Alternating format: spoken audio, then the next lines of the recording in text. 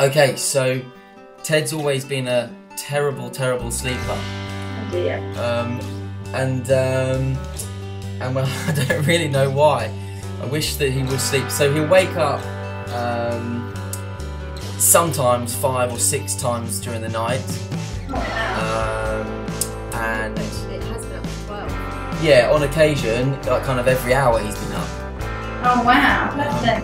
But then we have, there's been like 1 or 2 occasions when he's gone for like a long stint as well. So Yeah. we know he can do it, but he just isn't kind of regular by any stretch of the imagination.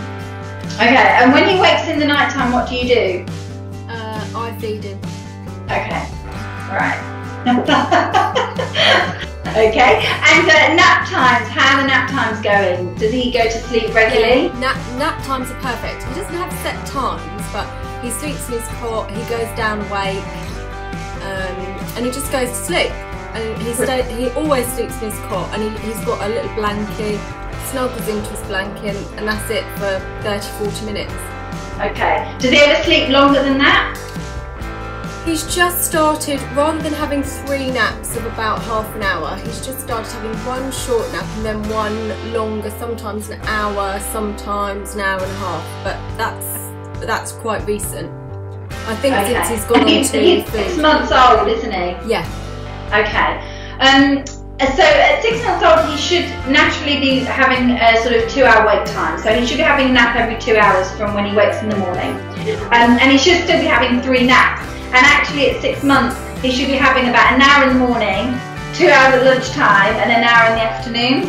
Wow. He should be having about sort of 4 hours total of nap times. Yeah. And obviously, when babies aren't napping enough, it can really affect their night time. Yeah. So obviously, just the same as us, if we go to bed overtired, we wake often and we're very restless and we can't get back off to sleep without some, either we sometimes have to get up, we sometimes have to, go and get a drink. Something has to happen before we can get back off to sleep. Yeah. Otherwise, we're kind of tossing and turning, trying to get comfortable. And that's what babies do. It's exactly the same as what babies do. So making sure that his nap time, it's fantastic that he goes off to sleep by himself.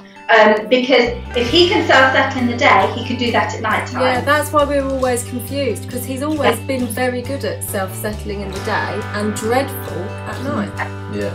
But at night time, did you always, when he wakes up in the night time, did you always go straight to feeding? Yeah. To get back off? Right, okay. So he thinks that at night time, I wake up and have a feed and I go back to sleep. And in the day, he thinks I go back to sleep. I go to sleep myself. Yeah. I do. So this is how he's thinking. So he's obviously through no fault of your own, because you want him to go back to sleep. You know sleep's important. You send him back off to sleep, and he goes off. But now what you've done is created this habit where he comes into a light sleep, need feed, have feed, go back to sleep. Yeah. Need have feed, go back to sleep. Okay, and he's going to do that each sleep cycle. He's going through lots of sleep cycles because he's overtired from the daytime. Because then he doesn't have enough sleep in the night, the next day he doesn't have enough sleep in the day. So he's always chronically overtired. Yeah. So he's going to wake a lot. So the next time, once you've obviously got sort of the nap times out, at night time, rather than feed him back off to sleep, you can either cuddle him, okay, or you can pat him. Now, how does he go to sleep? What's his sleep position? Does he like to sleep on his back, his side, or his tummy? Well, we've always put him on his back, but he's just started rolling. So yesterday, for the first time in his nap, he rolled himself over onto his tummy. But before that, he's always been on his back. Okay, and when he was on his tummy, is that when he had a longer nap? About the same. About the same, okay. Because what tends to happen, around 6 or 7 months old, babies will naturally go onto their side or their tummy to go to sleep. And obviously, as long as he can roll, and as long as, as long as he can do press ups, so as long as he can kind of lift his head off the mattress and do little press ups, and he can move his head from side to side, it's okay for him to roll onto his tummy, so don't panic about that. And obviously make sure there's nothing in the cot, so there's no kind of toys or blankets. Does he have a sleeping bag? when he goes to Yes, sleep. Perfect. So you've got no blankets rolling around. So you could try and see if he'll go on his side or his tummy to go to sleep. That tends to really help because they kind of snuggle into the cot a little bit more. And again, they'll kind of move on to their right sleep position. So if his sleep position is his side or his tummy, it doesn't matter how many times you turn him onto his back, he's going to keep flipping over. Yeah. So don't worry about that. So you can even start him, in the daytime, sort of lying on his side and see what he does. And then soothing rather than obviously feeding him. The best way to do that is if he's on his side or his tummy, you can put your hand on his shoulder. You can get your other hand, and if you have it curved rather than flat, and you're going to sort of push his bottom.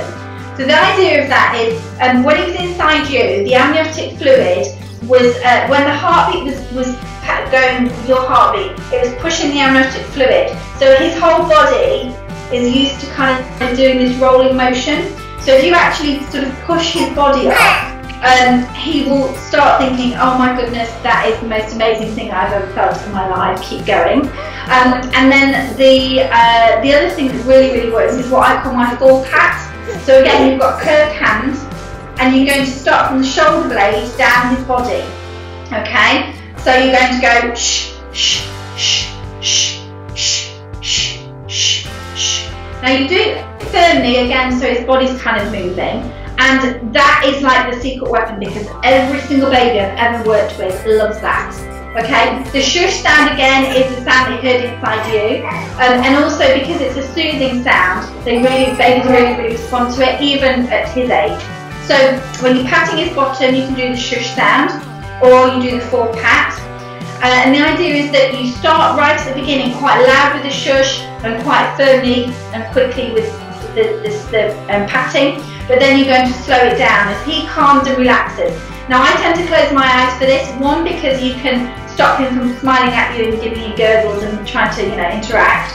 The other thing is that you can actually feel the muscle starting to relax and their breathing pattern starts to slow, so you can really feel them kind of calm down. So that when you start doing this, you're doing it more slowly, like this, more slowly, okay, until all you're doing at the end is just going shh, shh, shh, shh, and you're kind of pressing down on him, and then you just hold shoulder and bottom, and then just go shh. Now what you'll do is, if you do that until he goes back to sleep rather than feeding him, if he's getting really anxious and fretful, then hold him, but try and sort of pat him back off to sleep rather than feeding him.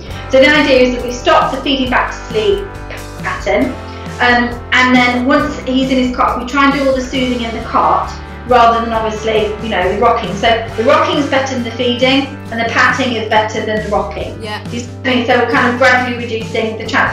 And I do this so that babies don't get upset and cry, because if you just stop the feeding and leave them in the cart and kind of, just go, well, I'm not going to feed them, obviously they're going to get upset. So I don't want him to get upset, because then he's not going to like sleeping, and then he's going to get fretful and stressed, and you're going to get stressed, and then everyone's going to be crying, and we're all going to have hot chocolate to calm us down. So we start doing that, and then the idea being that once he starts learning that he can fall asleep, you're giving him the confidence to fall asleep on his own, and then you reduce that time you're doing it. The first time, a few nights, you can do it to sleep, and then after that you can just do it for a few minutes, until what you'll be able to do is just go in and put your hands on him and go shh, shh, shh, shh, and he'll settle back off to sleep, and then you won't have to do anything, okay? So that's the plan with that, because it's gradually going to be getting to be a confident sleeper. At the moment, he thinks he needs feed to go back off to sleep. Now we're going to teach him that actually you don't need anything. You can go back to sleep. Your cot's there. You've got your snuggly blankets. Mummy and Daddy will come in if you need us. But actually, it's sleep time. And the other thing to do is just leave it for a few minutes in the night time. So wait, just leave it for a few minutes and listen to the sounds he's making. Because babies will make lots of different sounds before they go to sleep. So it's usually a rhythmic sound, so babies will go ah, rah, rah, rah, or mum, mum, mum, mum, mum, or they'll do something rhythmic. And that's basically their attempt to fall to sleep. It's almost like a meditative thing that babies go through. If he's making those noises, or if there's any quiet noises, the best thing to do is just leave him, because he's going to start settling himself. What tends to happen is, if you have a baby that wakes a lot in the night time, they wake up, so you think, oh gosh, I need to get in there quickly, because otherwise if they wake up too much, then it's going to take me ages to get them back off to sleep. And then of course, it's teaching him that the second he wakes up, something happens.